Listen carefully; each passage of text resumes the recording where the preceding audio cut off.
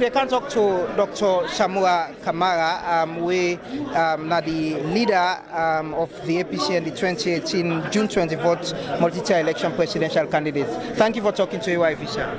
Thank you very much. We listened to your statements and we don't hear waiting the chief minister where they represent the government and this dialogue. First off, waiting the media facilitator saying that they don't say sorry to una. Una accept that sorry they will say to una? I don't want to talk anything about that now until we go to the dialogue table. Okay. So what do they expect from this dialogue? In your statement, you don't catalog all waiting on concerns them. Waiting the public, the people they represent, for expect at the end of this 3 days dialogue. We expect the truth from the both parties.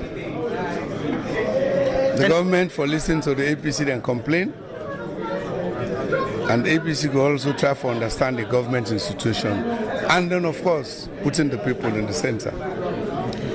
The nation for expect to have come out of this with a resolution, something we will move this country go before it gets APC for continue for be part of governance. That's the desired outcome. What do we for expect? What's in the nation for expect? Now to get a consensual resolution of all the issues, the concerns they will raise, their own position as well. We come together for the benefit of Sierra Leone. And you optimistic to say these 3 days conversation will end all, go address on concerns them and end these stalemates na the political process? The earlier the better. You sound doubtful, Dr. Samura Kamara. Is it that you get apprehension? I'm not doubtful. I say the earlier the better. Everybody wants to get out of this quagmire and stalemate. So now move on with pushing progress of the country. And you committed to that? As always, I am. One thing we don't they go around and some of our supporters and members don't they talk about now that's on a call now for a rerun of the election. Is that something we want to put na the table? It is in our opposition paper. Say there should be a rerun of the election. It is in our opposition paper. I just want to know, one of the possible within the committee, I understand saying 9 people, more than the other people, they represent the APC. I think I will ask the Secretary General. Most interviews, Secretary General, I will give you the full names. Okay, but now you the lead the team? Yes, I'm leading the team. The chairman is there, the deputy chairman is also there, a member of parliament is there, the Secretary General is also there. We have the mayor of Freetown City Council. Yes. And then we have Dr. Kelfala Mara, who will be doing the presentation. Okay. Well, finally, the people of Salon, they watching out through AYV. As after this, then they can say this woman at the start the dialogue. Which message you want to give them? Message of hope or waiting them for expect from you as leader of the party? As always, we preach a message of hope because now responsibility for give people them what they want and what they deserve and what their entitlements are. So they hope say during this dialogue at the end of it all, we will please the people of Sierra Leone and not ourselves. Thank you very much. That's Dr. Samura Kamara, the leader, and I'm the leader, she don't reform, I'm the lead, the delegation of the APC na this dialogue. Chair.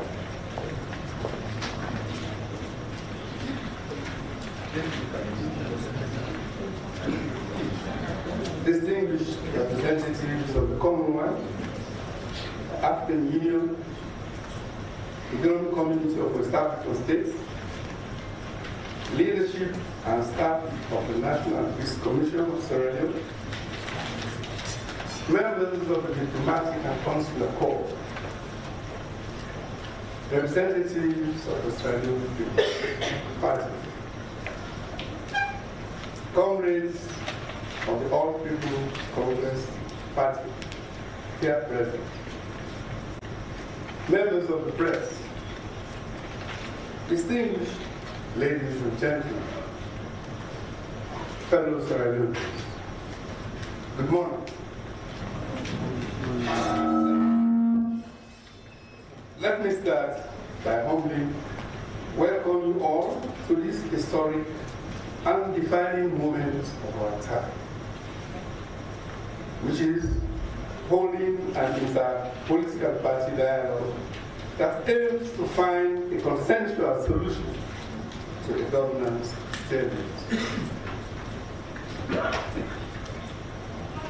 I especially appreciate the presence of representatives from the Commonwealth, the African Union, and the Economic Community of West African States, ECOWAS, who have taken their time and spent their resources to be with us here today.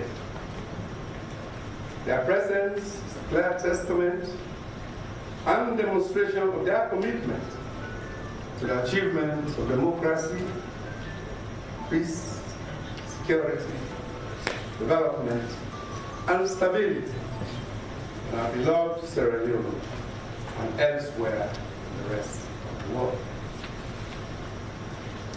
Thank you very much, Your Excellency, Madam Fatou Majano, former Vice President of the Republic of the Gambia, and thank you also, Justice Sanga, for agreeing to facilitate the dialogue by joint courtesy, compliment, the aid, and the efforts. Hearty congratulations from the people of Sierra Leone to you, our colleague, Professor Michel Scobie, for your high academic achievement as professor a few days ago. These three institutions, together with our other development partners, they are residents in Sierra Leone, continuously engage us as a party on the need for all political parties and other stakeholders to work together to ensure a peaceful elections outcome and to commit to the tenets of democracy and the rule of law as we embark on the June 2023 presidential and general elections. One important outcome of our engagements with our international partners was the signing of the peace pledge a few weeks before the elections, a pledge that the APC fully adhered to. For us in the APC, our paramount interest has always been, and will continue to be, the peace, security, and stability of our beloved Sierra Leone. Accordingly, our commitment to having free, fair, credible, and non-violent elections has been attested to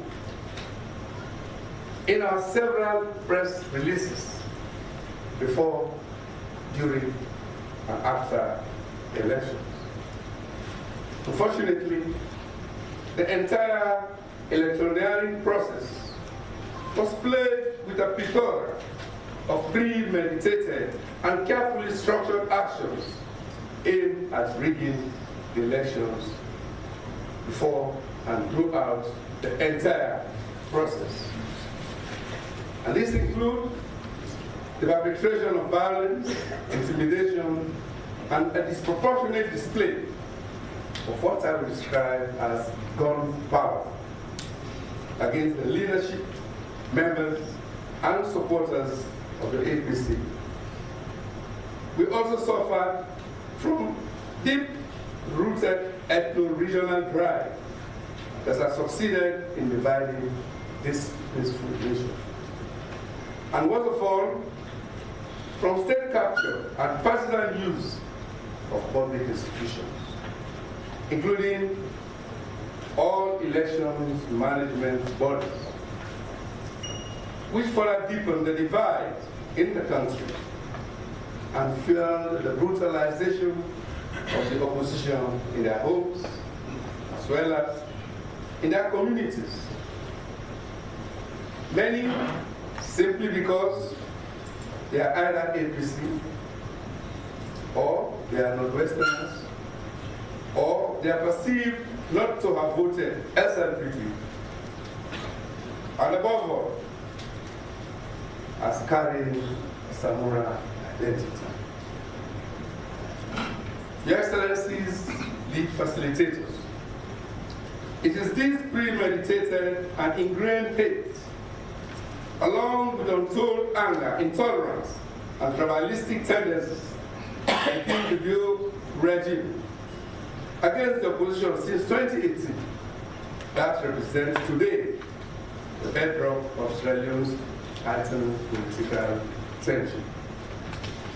This is something we cannot ignore or set aside if we want to restore democracy and bring back peace and stability in Sierra Leone, a country with tremendous potential and prospects to build and secure lasting hope and an enviable future for all. It is worth noting that the June 24, 2023 election and its aftermath was merely a culmination of the reasons that have brought us here today.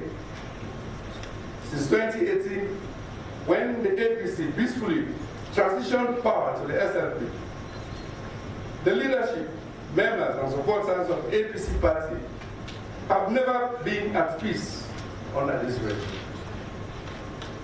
We handed over power to the SLPP because we respect democracy and democratic processes.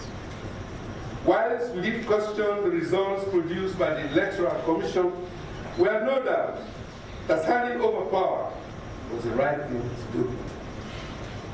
To us, the interests of the nation was much more paramount than our partisan and personal interests. Importantly, we wanted to keep the country united. Sierra Leoneans had, prior to 2018, worked very hard for 15 years to ensure that we built on the hard-earned peace and democracy that the country had enjoyed since the Civil War ended in the year 2002. However, on taking power in 2018, the SLP made it their primary focus to directly target the leadership, membership, and even sympathizers of the APC, while at the same time fragmenting the country and setting the stage for the state we are in today. The state characterized by a deteriorating democratic space, the instrumentalization of police, the military, and notably the Electoral Commission Sierra Leone, led to a culture of impunity that will see the Electoral Commission produce 2023 election results that did not reflect the will of the people, and that saw the leadership of the APC directly targeted at the party office while election results were being awaited, resulting unfortunately in one of our members eventually killed by the state security personnel. These and several other extrajudicial killings still remain uninvestigated. May our gentle souls rest in perfect peace and light perpetual shining. On June 24, 2023, Sierra Leoneans, irrespective of tribal or party affiliations and continual intimidation, went to the polls in the largest numbers ever seen in a presidential and general election to make their voices heard, which was very inspiring. They expected free and fair elections, since these are essential for democracy. They expected, at the end, the Chief Electoral Commissioner, Mr. Mohamed Kone, and his team of commissioners could not produce the disaggregated results of the elections at all polling stations to show that President Bio actually won 2023 presidential election. Your Excellencies, distinguished ladies and gentlemen, the questions which all of us well-meaning and patriotic Sierra Leoneans are asking today are, Why is the Sierra Leone Electoral Commission refusing to publish all certified polling station results? What are they hiding? Who are they working for? What gives them the urge and the audacity to deprive the people of their constitutional rights?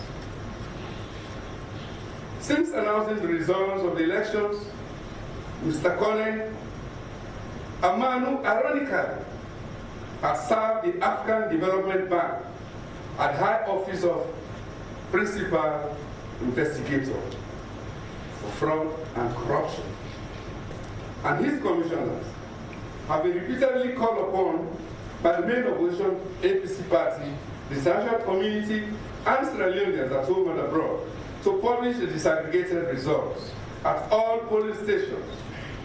But for some strange reason or reasons, other than that of covering up their fraudulent track, they are refusing to publish all polling station result forms, RRFs, signed by political parties, polling station agents, returning officers, and certified election observers.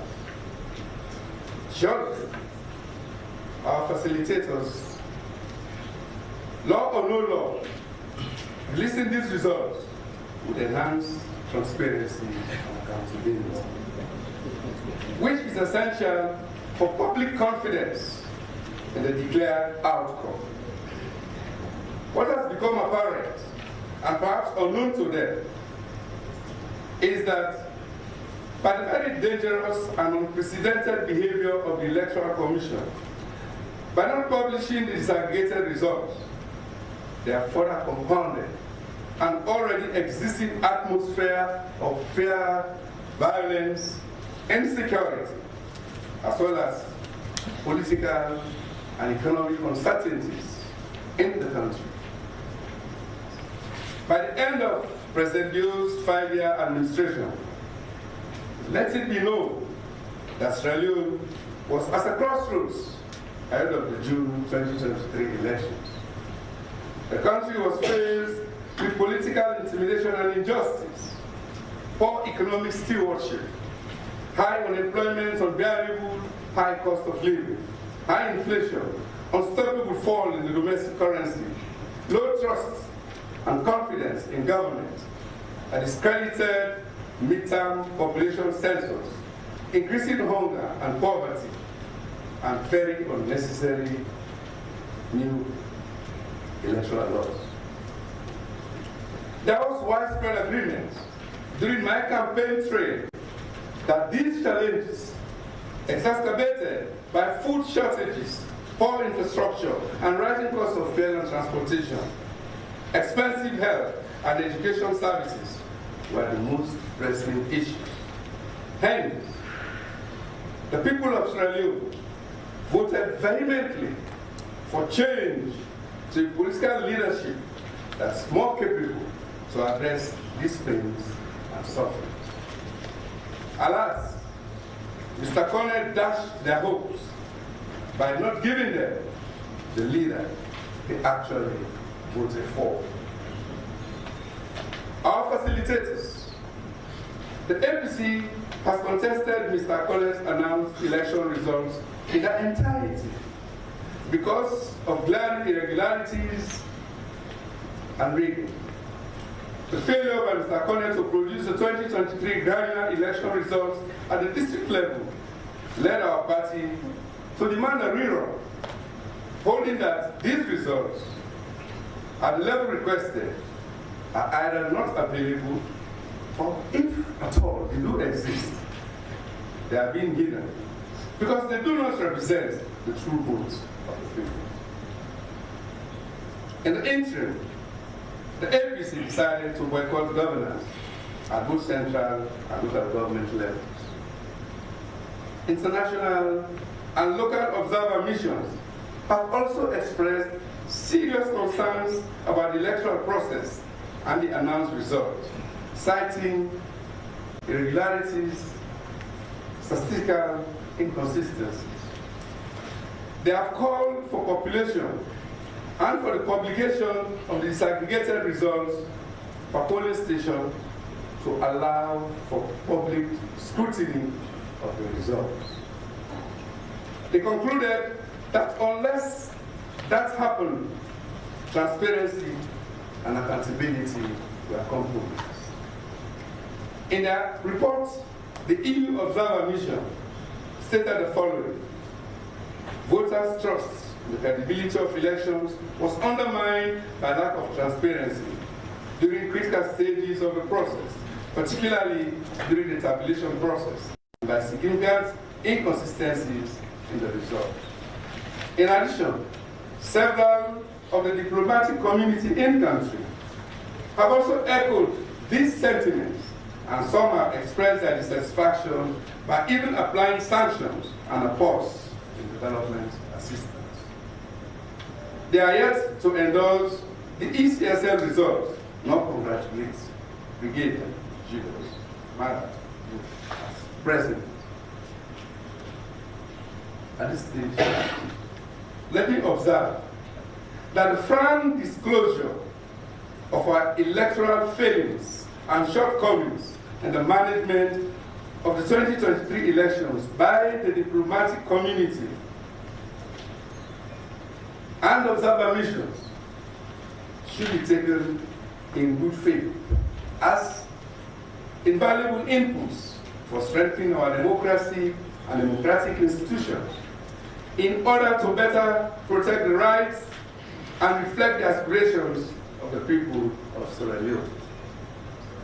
It should be appreciated that elections management apart, these very diplomatic and international institutions, some of whom our colleagues in nation building are now vilified, many for political posturing, intolerance to criticism, and gaining political mileage, have worked for Sierra Leone for over many decades across the political, socio-economic spectrums in order to strengthen the country's post-conflict development efforts. Your Excellencies, the collective presence of the Commonwealth, the AU and ECOWAS, and the respective reports of International Observer Mission have given us the confidence we needed to engage in this dialogue today, which we hope will be meaningful to the future of democracy and democratic practices in Sierra Leone. We pray that your efforts do not go in vain. The APC has taken time to develop a position paper that is detailed. Separate elaborations and evidences will be presented during the dialogue. I have therefore limited my words here to avoid going into the content of that paper. However, I would like to note that our position is clear and precise. It was developed through an inclusive process with the views of a wide range of stakeholders taken into consideration. Our position is not about the interests of individuals or just about our party, but rather about the interests of both the current and future generations, including from the SLPP. Our position is also about the interests of many other Sierra Leoneans who are not APC and who voted and wanted to have their votes counted. We are not a disgruntled group, but for the purpose of this conversation, and until our votes are transparently counted and the granular results by polling station made public, there is no winner, neither is there a loser. Without releasing the disaggregated vote counts, the people will have no way of knowing the outcome of their voting efforts. Hence, at this table, we are dialoguing with colleagues representing an illegitimate administration whose executive, legislature, and other public appointments are only beneficiaries of stolen elections. I can easily draw your attention to the very unguided utterances and some bad faith actions by members of this illegitimate administration, especially on the eve of the dialogue. These include continuation of parliamentary sessions and threats against our elected members of parliament, mayors, chairmen, and councillors relative to their tenure and other entitlements. All meaningful political engagements of national interest are usually preceded by preambles and signaling. As a party, the APC has engaged with the stakeholders to prepare them for the dialogue and possible outcomes. In addition, we have signaled through the Peace Commission that we are coming to this dialogue with an open mind, a genuine desire for peace, and an anxious urge to reach a consensual solution that can enable the country to be back on the path to development, progress, and democracy once again. Regrettably, political posturing from some of our colleagues on the other side of this dialogue table is not sending encouraging signals to us on the APC, nor to the citizens of Sierra Leone, neither to the world at large. You cannot say you are seeking peace, but at every moment you try to put the rug under the feet of the opposition. The targeted COI appeal cases and ongoing arrest and harassment of APC supporters are cases in point. You cannot want peace and continue to impose an acting mayor on Freetown City Council, which the SLPP lost convincingly.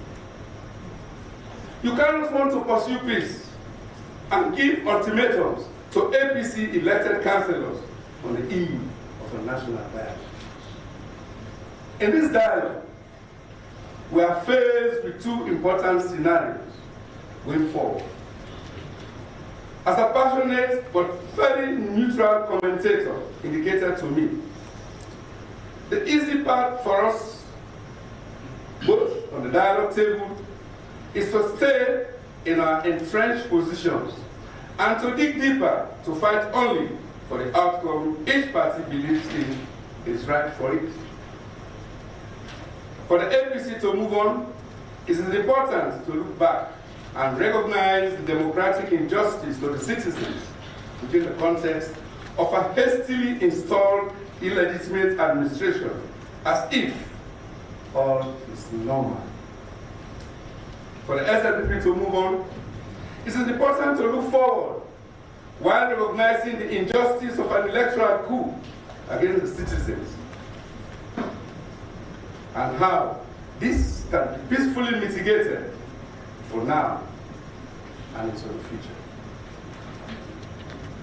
The courageous path is to change the rules of the game and to come with a spirit of reconciliation without losing the baby with the bad water, without making the voters worse off than where they are after this unprecedented election fraud, or by avoiding a language of winning or losing, or staying strong or giving in, that boxes in our respective positions even before the dialogue starts.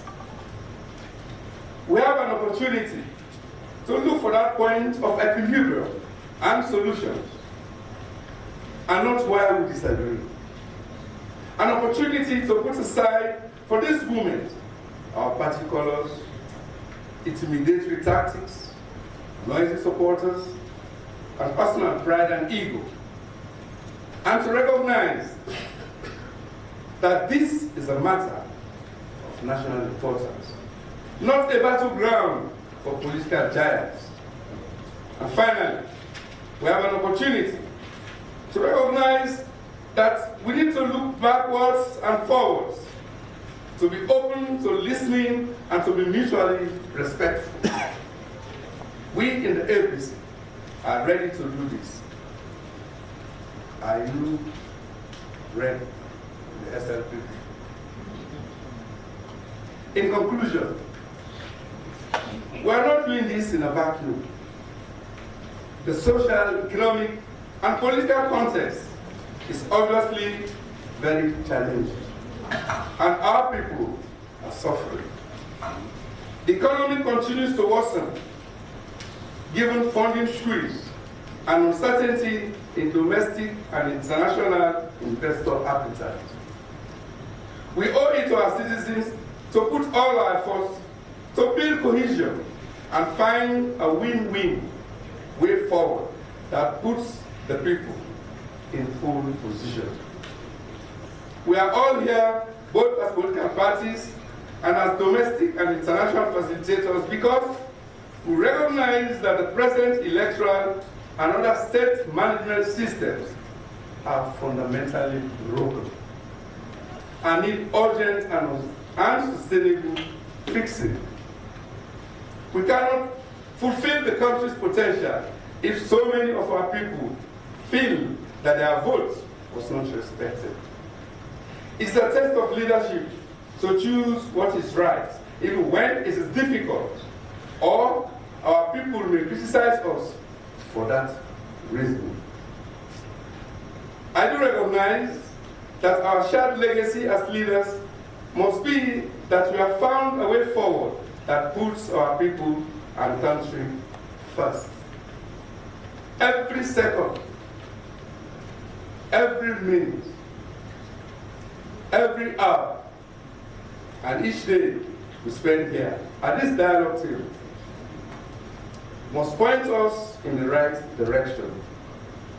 But first, we must unravel and accept the truth.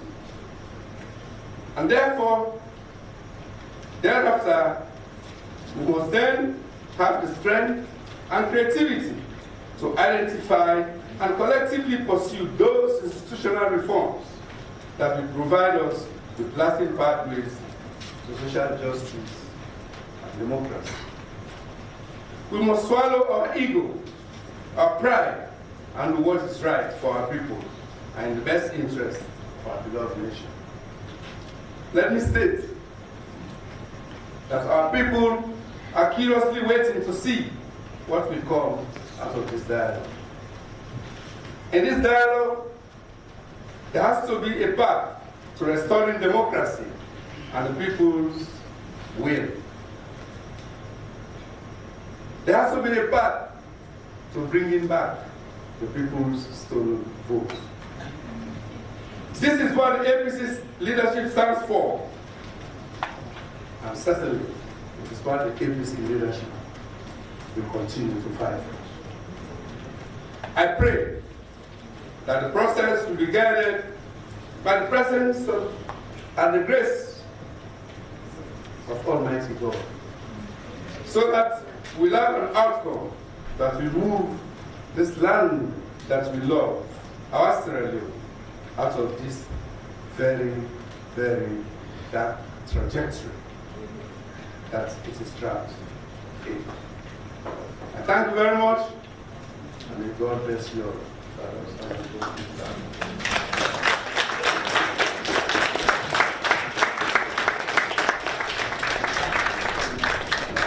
Dr. Senge, Chief Minister and Head of the Government of Sierra Leone.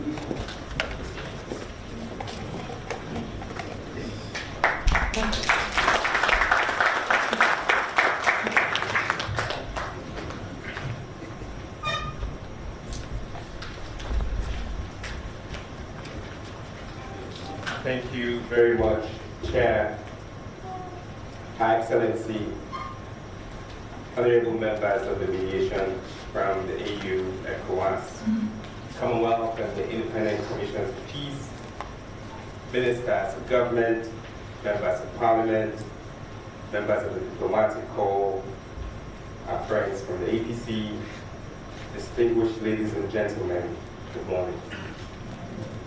Today is a momentous day and a historic one for several reasons.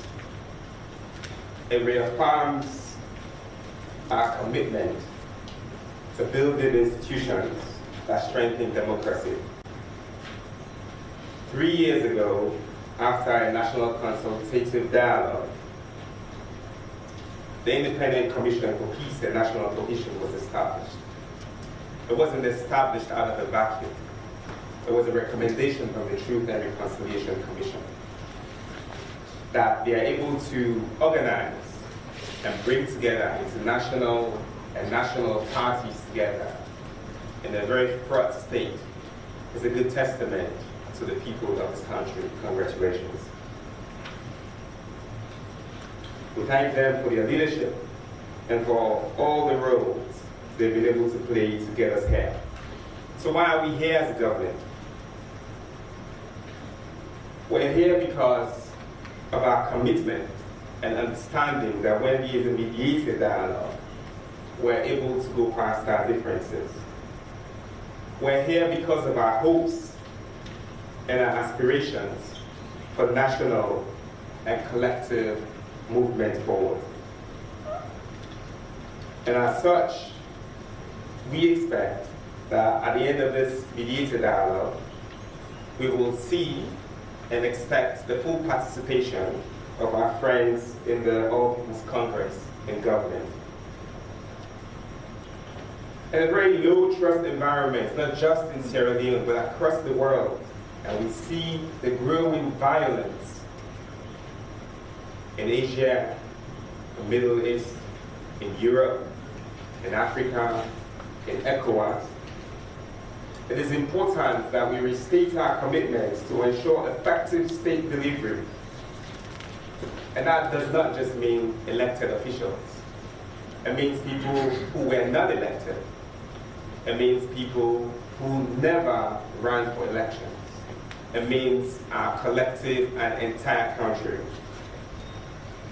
This is why our government has been pursuing a number of critical and absolutely necessary national reforms, which we believe our country requires to be counted and to occupy its rightful place among community of nations. Evidently, we were just invited to the Security Council, and will continue to represent not just Sierra Leone and Africa, but the entire world in making sure that we can stand for peace and national cohesion. Over the last couple of years, our government has repealed the seditious libel law. We've removed the death penalty. We've enacted the Kiwi Bill. We reviewed and updated the PPRC Act, the Education Act, the Local Government Act, the National Investment Act, the Independent Commission for Peace and National Cohesion Act, the National Disaster Agency Act. We revised the anti-corruption law, well over 90 laws in the last 5 years. And because we believe that we're not done and governance does not stop, our team has continued to work on the Criminal Procedures Act of 1965, which currently does not guarantee justice to our people, particularly if you're poor. Because if you're poor and cannot pay a fine, you get sent to prison. Our government understands that poverty should not mean lack of access to justice. We're here because we believe in mediation. There does not exist a mediation bill. We will work to make sure that there is a mediation bill in this country. And all of these are aimed at ensuring that the necessary and appropriate legal and regulatory environment is created to enhance effective and efficient government of Sierra Leone, not government of the Sierra Leone People's Party. A number of initiatives have been rolled out to ensure that our country strengthens its culture of inclusivity and participation. I mentioned the Gimme Act and the efforts of all political parties that were put in place to make sure we all honor that law. This is why when our friends from the APC go to Parliament, there will be a lot more women in Parliament in our lifetime, in this sitting, than there has ever been at any given point in time.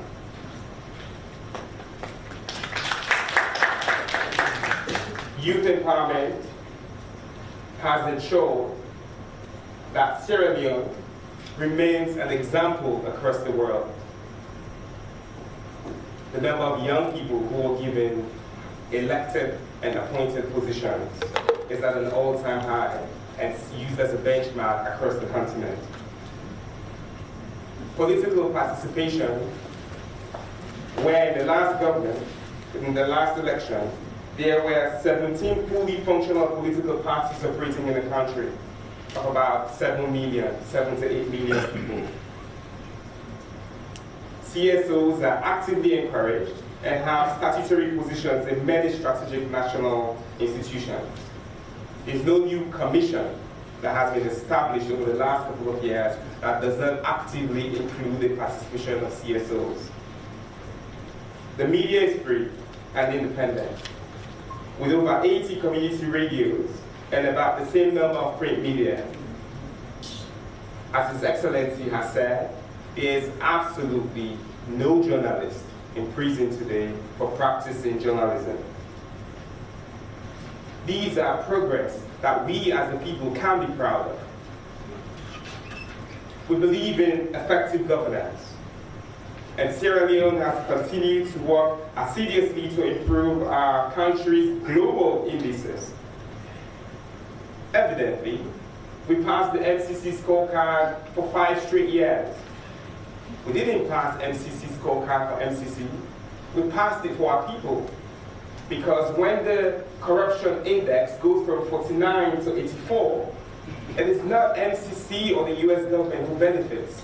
It is perceptions that reflect our people's thought of corruption.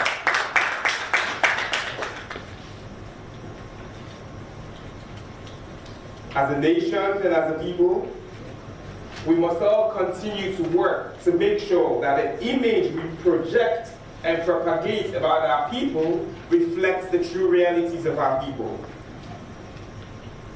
We cannot, for political gain, for financial gain, for personal gain, project things that do not reflect the realities that we see on the ground and the true perceptions of our people.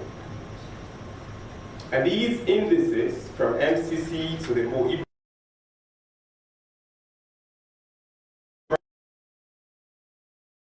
from what some of our friends continue to speak when they're given the podium. We believe that we must strengthen state institutions, most importantly. I spoke about the Independent Commission for Peace and National Cohesion, which came out of the Truth and Reconciliation Commission.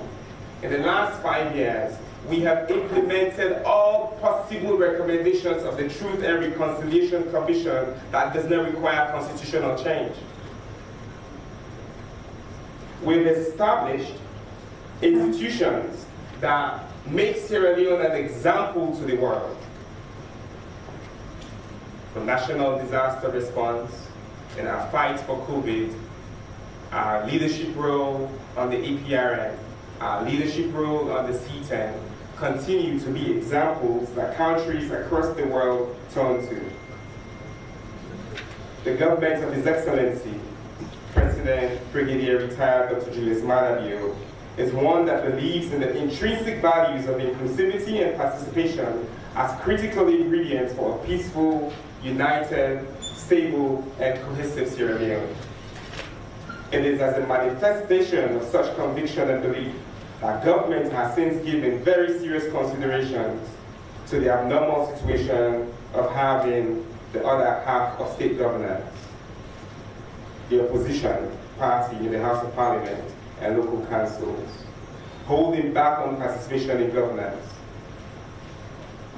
The government truly and genuinely believes that democracy and democratization cannot proceed without an active, credible, and responsible opposition from which we can all benefit from constructive engagements such as profiling alternative policy proposals where they exist, or joining us to progress laws where we don't disagree, We don't always have to disagree.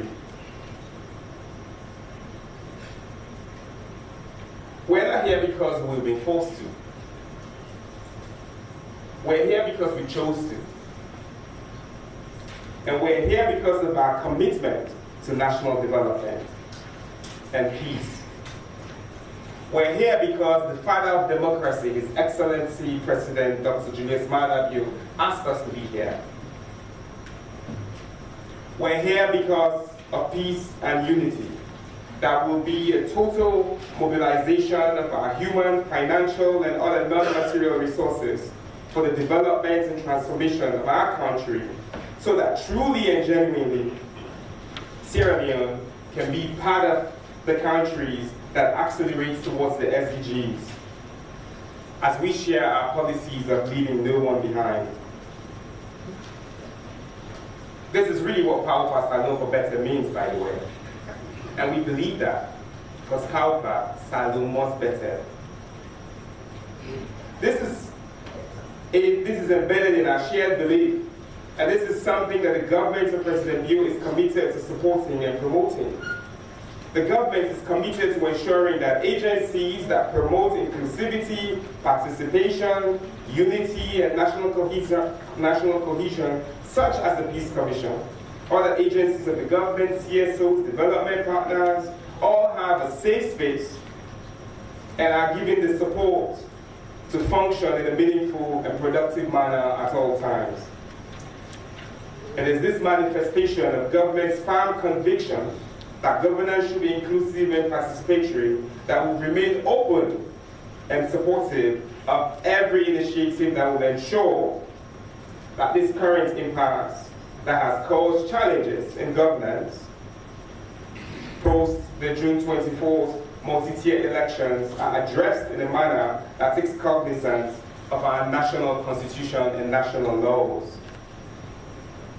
The government is convinced that there could be several ways in which, together with counterparts in the opposition and as a nation, we can forge a progressive national partnership in governance, with each party playing according to its mandate, while at the same time ensuring that the national values of unity and peace efforts are made for continued cooperation and collaboration. Towards ensuring such cooperation and collaboration, the government of Sierra Leone will ensure that opportunities are created for continued work on critical national governance priorities going forward. The President, in his address to the House of Parliament on 3rd August 2023, directed the establishment of the National Electoral Review Committee. The government insists that this committee will be inclusive and broad-based, as His Excellency assured us on that day. And when called on, I hope that our friends in the opposition will fully participate. That won't be enough. This is why we're inviting the opposition to take responsibility, join governance, such that the things that have lasted for 20+ years, including the constitutional review, can be completed for the progress of our country. Boycotting reforms that strengthen our democracy is not progressive. And I think across all aisles, no matter where one sits, the recommendations from our independent electoral observer bodies require constitutional reform. The recommendations of the Truth and Reconciliation require constitutional reform. When we had a constitution in 1991, we were moving from a one-party state to a multi-party state. And since then, we've had 2 coups and 4 elections. It is time to strengthen our democratic state institutions. And sitting back is not what we should be doing at this point in time. This is why I want to appeal to all of us for good reasoning. I want us to be open and sincere. And I want us to look forward towards the positive outcomes. And I appreciate that we all have said things that will make the other person turn away. And where we have, we're sorry. And I hope that other parties, other members who come to this can also take responsibilities for things that they may have said to get us where we have arrived at. Being reflective is not a position of weakness, but rather that it's a commitment that we are making to move forward. And allow me to end on a note of hope, and a reminder of what makes us a powerful people. It is not our differences that divide us, but it is in our diversity that we get united. Dr. Samira Kamara's wife is my auntie, not a distant blood auntie, a very close auntie by blood from Pujang. I mention this to say that it is our diversity in thought that must unite us, because he's an uncle. Our religious tolerance, as demonstrated by our daily prayers that our children have in school every day. They have Christian prayer and Muslim prayer. Every program, we have Christian prayer and Muslim program. At a time when we see so much diversion in the world, it's what we should celebrate. We're known to love strangers more. We're people of resilience. And in spite of our one-party states that we've had in the past, our multiple coups, our national health and environmental disasters, we have united and marched forward. That is who Sierra Leoneans are.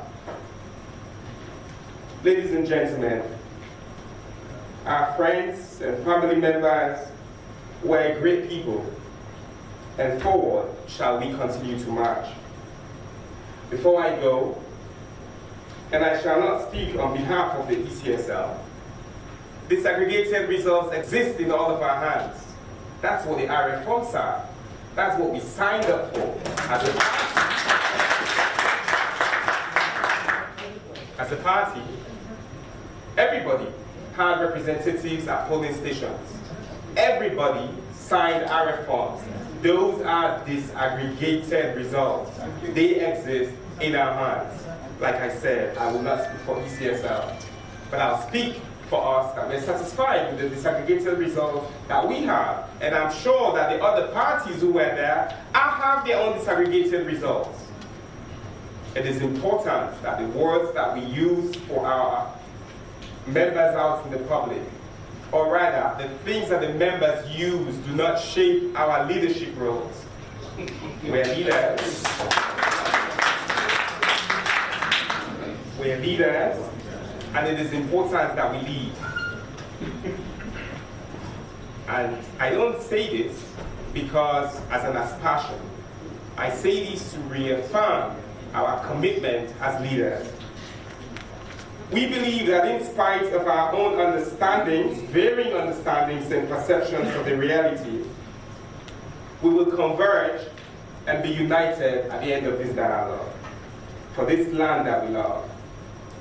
Finally, we're a country of laws defined by the Constitution and all other laws that have come out of the Parliament of our country, law and order. And I want to urge all of us that during these debates, during these dialogues, we must never, never ever speak outside of the laws of the country. Thank you.